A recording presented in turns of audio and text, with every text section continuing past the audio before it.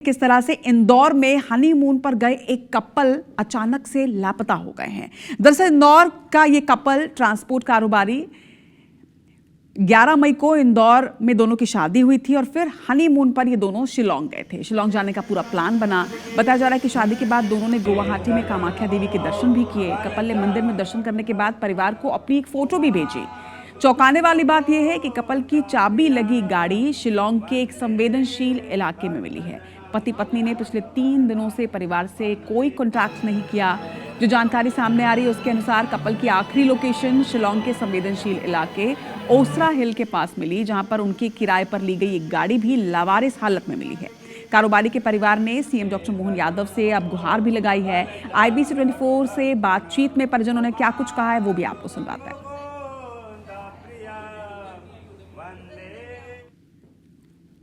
मध्य प्रदेश से शिलोंग घूमने गए मध्य प्रदेश का एक बेटा और एक बेटी गायब है और परिवार मुख्यमंत्री से गुहार लगा रहा है कि जल्द से जल्द दोनों को खोज करके वापस घर लाया जाए। इंदौर के कारोबारी हैं राजा रघुवंशी और उन्हीं के घर पर हम मौजूद हैं जब ये परिवार के साथ जो है शिलोंग गए थे।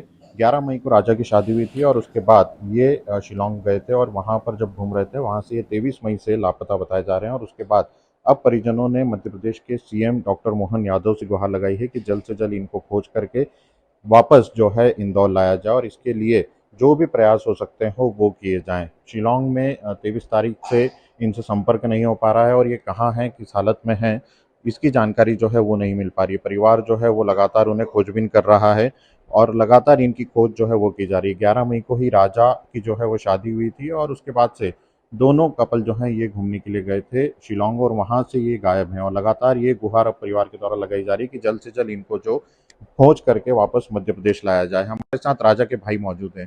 क्या घटनाक्रम हुआ था और आप लोगों को अभी क्या जानकारी मिली है? अभी जानकारी ये है कि वहाँ की जो पुलिस है वो सर्चिंग अभियान कर रही है और मेरे बड़े भाई हैं विपिन रघुवंशी जी और सोनम के भाई हैं गोविंद रघुवंशी जी। ये जब वहाँ पहुँचे शिलोंग तो वहाँ की पुलिस पर रिस्पॉन्स नहीं कर रही थी बराबर। अब जाके कोई रिस्पॉन्स हुआ है बराबर, जैसे कि मीडिया में आया है, दैनिक भास्कर प्रेस में आया है, तो उन लोग पर थोड़ा सा प्रेशर बना है। अब मैं ये चाहता हूँ इलेक्ट्रॉनिक मीडिया से भी, मध्य प्रदेश सरकार से भी, कि वो इस विषय को गंभीरता से ले। आप लोगों को कैसे घटनाक्रम का पता चला था और ये शिलोंग कितनी तारीख को पहुंचे थे? ये शिलोंग 21 तारीख को पहुँचे थे, 21 तारीख को।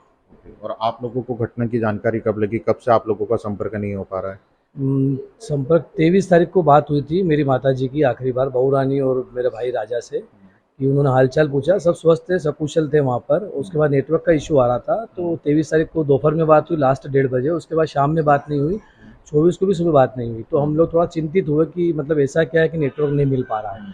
तो हम लोगों ने वहाँ पर गूगल सर्च किया कि जो लोकल गाड़ियाँ अवेलेबल करवाते हैं एक्टिवा उस टाइप से, तो नंबर मिला हमें कुछ। उन लोगों ने, एक व्यक्ति ने वहाँ पर बताया कि ये लोग हमारे यहाँ सर एक्टिवा रेंट पर लेके गए। तो वहाँ की लोकल पुलिस से बात हुई तो उन्होंने कहा ये एक्टिवा लावारिस हालत में यहाँ पाई गई है। तो फिर ये चिंता का विषय बना हमारे लिए। तो मेरे दोनों भाई यहाँ से इंदौर से दिल्ली, दिल्ली से फिर गुवाहाटी गए और वहाँ से शिलोंग पहुँच गए। वो लोग पुलिस के साथ ही हैं और सर्चिंग अभियान चल रहा है अभी।